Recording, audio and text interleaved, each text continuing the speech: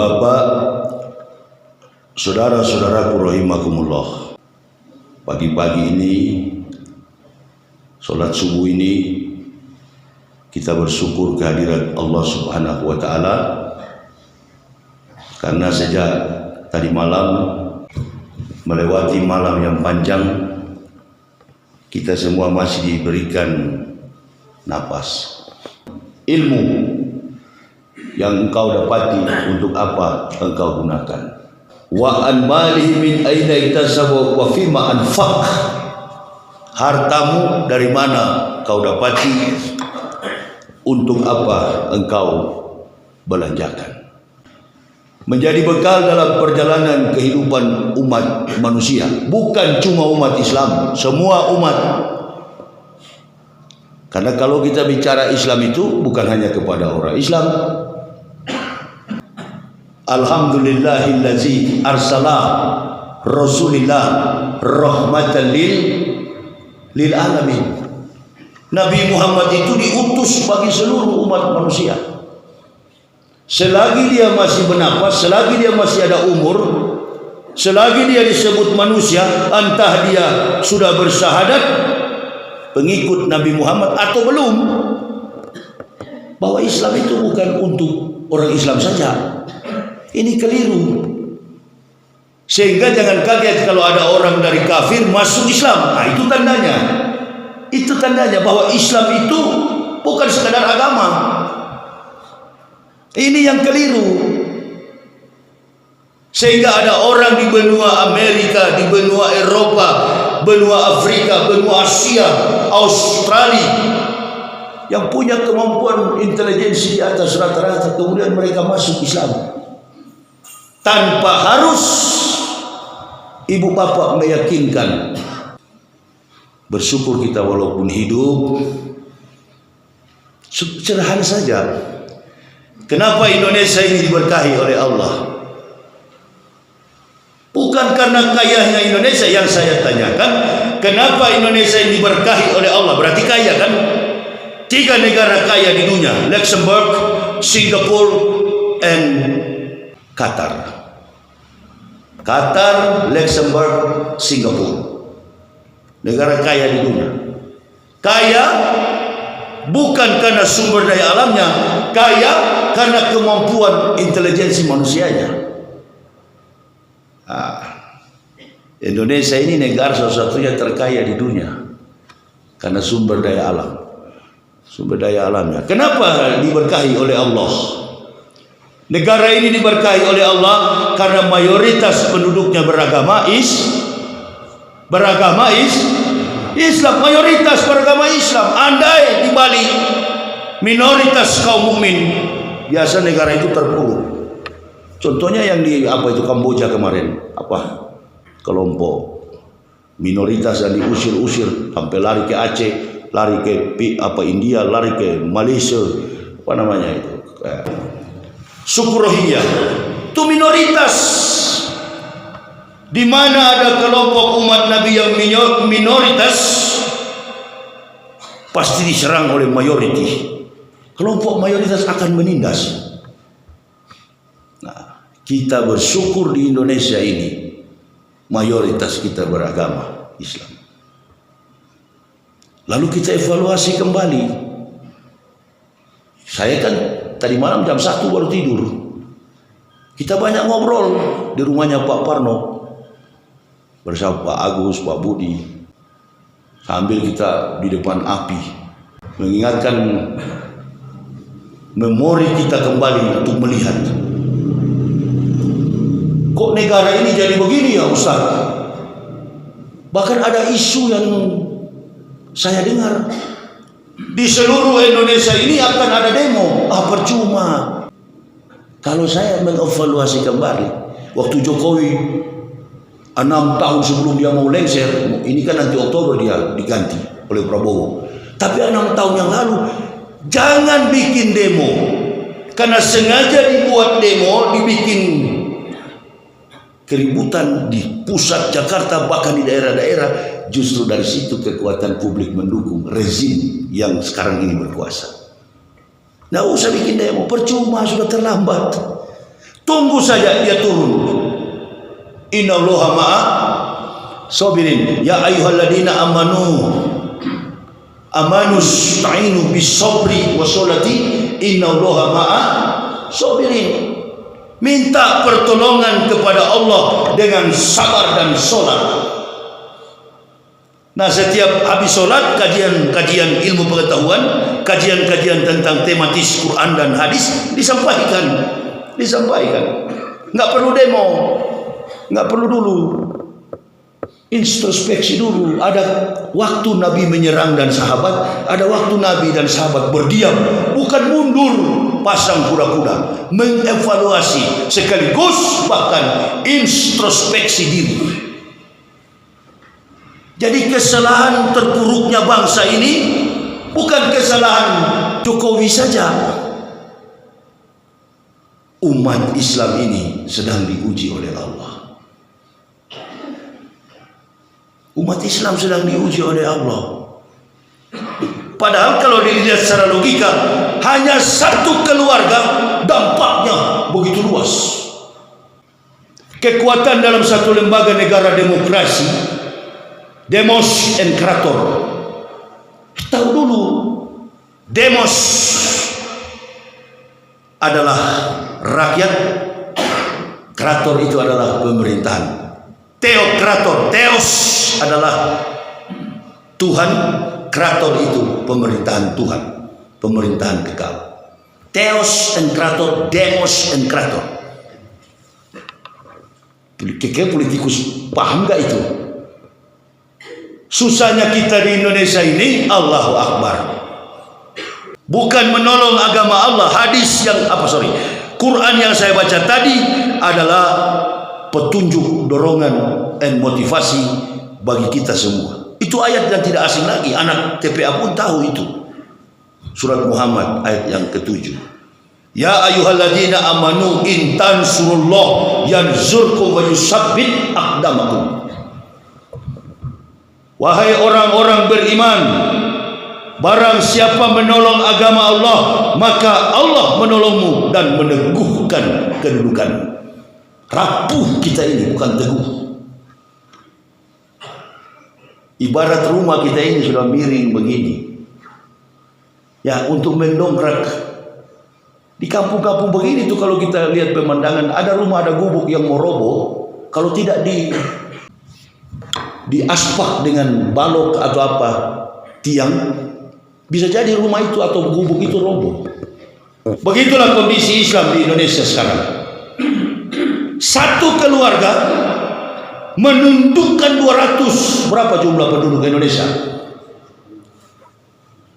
270 juta atau berapa, saya tidak tahu karena saya tidak selalu tiap pemilu atau pilpres saya tidak pernah tusuk-tusuk itu. Tidak. Tangan saya bersih. Istri saya bilang, Pak, pilpres, saya tidur aja di rumah. Pemalas. Kenapa tidak ini? Saya cuma suruh pilih Anies kemarin. Suruh jamaah pilih Anies, tapi saya punya suara satu ini tidak berpengaruh. Karena saya sudah tahu, keluar penjara 2022, saya ceramah di Makassar, saya katakan nanti presiden ke depan adalah Prabowo Subianto. Jokowi akan bilang, Opowi, nanti kamu jadi saya, gantiin saya. Memang terjadi kan? Ada rekaman saya, ada jejak digitalnya, ada. Nanti Bapak kalau melihat di YouTube saya, Al-Muhtadin Yahya Waloni, ada ceramah itu. Sudah tahu ke depan Prabowo akan jadi presiden. Begitu. Tapi kenapa Ustadz pilih Anies? Kita kan ikhtiar. Siapa tahu Allah dapat merubah. Tapi kayaknya Anies tidak jadi presiden karena rapuhnya negara ini akibat pertahanan dari luar. Harus tentara. Kalau tidak, ibarat perahu. Saya masih kecil pernah mancing. Daerah Manado itu daerah laut dan pegunungan juga, dingin. Kita mancing di tengah laut, bocor perahu kita. Dari 3 orang yang pergi mancing, 1 tidak bisa berenang. Dia paling panik. Ini kalau air makin banyak, ya dilimas, dibuang airnya. Dibuang airnya. Tapi tambah masuk ke dalam, tambah panik.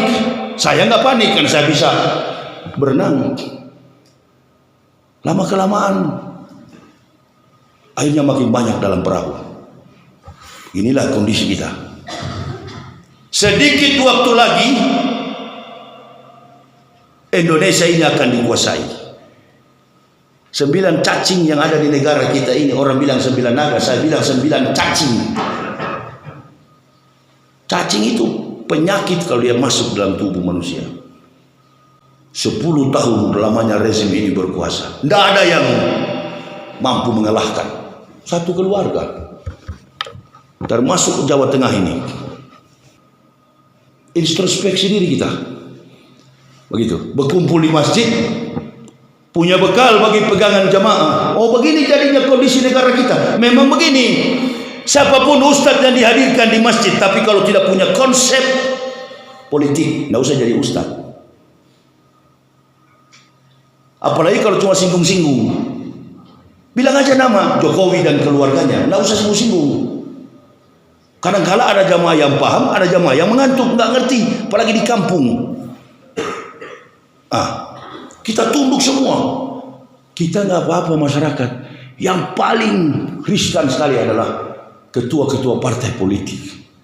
Jadi ibu bapak mau demo, satu Indonesia ini umat Islam mau demo, tidak semua umat Islam demo. Tidak usah jauh-jauh partai yang memihak kepada umat Islam sekarang ini. Saya kan baru pulang dari Medan 3 hari lalu. Itu Pak Edi Rahmayadi itu pensiunan Jenderal Pangkostrat. Tidak ada partai Islam yang mendukung. Untung masih ada PDIP, Ibu Megawati memberikan tiket untuk berlayar. Terus agent of change, apa itu? The backbone on the next time, future generation Muslim to the next time. Generasi Muslim ke depan, itu mahasiswa-mahasiswa. Ada berguna nggak sekarang? Berguna nggak sekarang? Tidak berguna. Dikunci semua. Hanya satu keluarga ini. Orang bilang hebatnya ilmu apa itu? Ilmu Jawa itu. Jokowi miliki. Bukan itu. Dia tidak tahu malu. Soekarno tahu malu. Soeharto tahu malu. Mundur teratur. Siapa lagi? SBY tahu malu. Padahal anak SBY itu gagah secara postur tubuh, face-nya ganteng, cocok jadi pemimpin. Karena pemimpin itu butuh wajah yang face yang ganteng, handsome, muka yang gagah. Ditambah isi kepala memang kosong, kata Rocky Gerung, habis oksigen. Gitu. Rocky Gerung berani, bukan ustad. Ada satu yang berani juga dari Jawa Tengah ini, Ustadz Andre Kurniawan, itu siapa namanya? Ustadz Andre. Kadang-kadang konsep kita hampir sama dalam konsep teori politikal. Politikal. Ini sudah politik kelas tinggi. Itu. Permainan apa ini? Permainan orang-orang Yahudi. Cara hidup Yahudi, metodologi hidup Yahudi, konsep Yahudi, baik dalam bidang politik, sosial, keuangan, bahkan sampai kepada agama. Dimainkan. Lalu orang bertanya, jamaah bertanya, itu 5 orang kemarin yang pergi ke Israel, itu kutu busuk semua itu. Tanya ibu-ibu yang di belakang itu, kalau mereka, siapa mereka di antara mereka yang banyak kutu di kepala? Kalau orang banyak kutu itu tidak diam, garuk terus biar pakai jilbab. Nah ini yang bikin bangsa ini kacau balau. Ingin membangun relasi dengan bangsa yang dibenci oleh founding fathers dan tidak pernah membangun hubungan bilateral dengan Israel, laknatullah. Ini. Tapi kan generasi kita sok jago, sok pintar, akademisi. Udahlah, saya tahu saya, Indonesia ini saya tahu. Sementara generasi-generasi kita yang tinggal di Amerika dibayar dengan gaji yang besar, budget yang besar, termasuk Sri Mulyani itu dipakai oleh Bank Dunia kemarin. Dia kalau memang mau cari duit, dia ke Amerika, laku di pasar dunia. Banyak orang Indonesia pintar di Eropa, Amerika, dipakai tenaga mereka, otak mereka, dan tidak mau ke Indonesia karena sudah tahu curang cara hidupnya. Mudah-mudahan Pak Prabowo ini konsepnya adalah konsep Pak Harto, petani dimakmurkan karena dia adalah himpunan ketua tani Indonesia. Apa kata Pak Prabowo? Jangan dulu bangun kereta cepat, jangan dulu bangun infrastruktur, bangun manusianya dulu. Nah, itulah cita-cita undang-undang negara kita. Cepatlah Pak Prabowo dilantik. Tapi Bapak lihat sampai hari ini belum ada bayangan, kabinet bayangan. Yang ada itu si Bahlul itu dengan ada badan besar pengecut itu, si siapa Erlangga, ada badan besar tapi penakut itu, Erlangga Hartarto, ketua umum Golkar. Itu saja bergulir di media, di YouTube. Malas kalau melihat itu, badan besar tapi pengecut, mundur. Yang ganti ini ayam hutan ini, kecil, hitam, muka jelek. Kok pemimpin itu bukan saya mengolok-olok, tidak boleh dalam Islam itu mengolok-olok wajah orang. Tapi setidak-tidaknya negara kita ini zaman modern, modernisasi dan sekularisme. Pemimpin itu mesti jago bicara, punya konsep pemikiran leadership, dan pemimpin secara dalam studi leadership kepemimpinan tidak pernah cari pengikut yang datang ke dia. Nah, ini bikin IKN panggil artis-artis naik motor. Udahlah, sandiwaramu sudah berakhir. Game is over. Permainan ini sudah akan berakhir. Nah, ibu bapak mesti berpikir biar di desa. Jadi percuma. Stop dengan macam-macam gerakan-gerakan apa. Saya bilang itu diadu domba nanti. Kalau terjadi kerusuhan, maksud saya gagal pelantikan Prabowo. Terjadi gempa di satu negara, gagal pelantikan itu, dia lagi yang pimpin.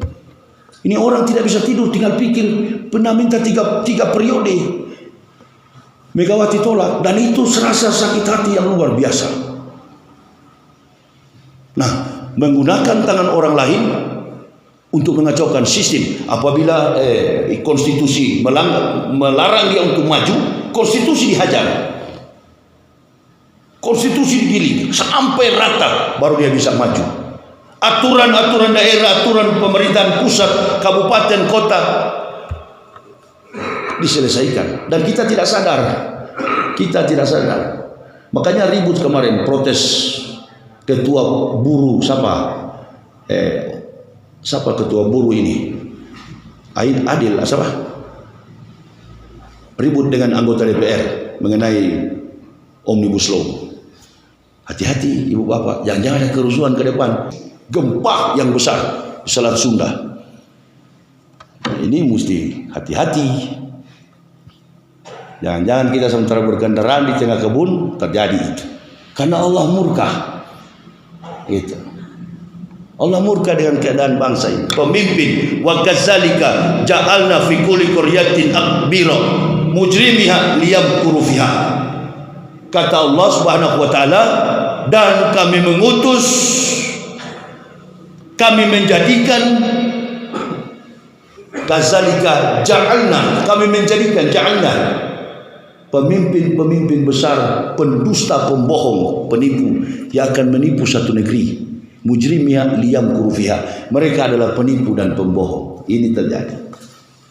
Pemimpin-pemimpin jahat, ketua-ketua partai. Terpuruknya masyarakat Indonesia ini, ekonominya jatuh, harga komoditas pangan jatuh, semua keterpurukan terjadi di segala sisi kehidupan umat yang ada di Indonesia. Ada yang bilang begini, protes kemarin di Medan, belum lagi hutang negara. Oh, kalau itu enggak, seorang sosok almarhum ekonom Indonesia, ekonom besar, pernah bilang sama saya, Ustadz mau tahu, ekonomi Indonesia ini tidak akan bangkrut. dalam tempo 1 malam membalik telapak tangan, ekonomi Indonesia ini besok pagi kembali pulih. Saking kayanya negara ini. Jadi nggak mungkin Indonesia itu akan bangkrut. Enggak. Hutang Jokowi itu enggak. Selesai diurus oleh Prabowo itu. Bukan masalah hutang, masalah akhlak para pemimpin. Akhlakul karimah. Rasulullah dikenal oleh bahkan penulis buku terbaik dunia, Michael Hart. 100 the great men in the world is Prophet Muhammad good man, number 1. Dari catatan 100 manusia terbaik di dunia, Muhammad adalah menduduki ranking pertama. Bukunya Michael Hart. Michael Hart itu bukan orang Islam. Dia mantan angkasawan, pernah kerja di NASA Amerika. Dan dia tulis buku itu. Yang kedua kalau yang salah Isaac Newton atau Albert Einstein. Yang ketiga Isa Al-Masih. Dari segala kompetensi orang-orang itu ditulis 100 catatan 100 manusia terbaik di dunia. Muhammad Shallallahu Alaihi Wasallam menduduki ranking pertama. Nabi tercinta Rasulullah Muhammad Shallallahu Alaihi Wasallam.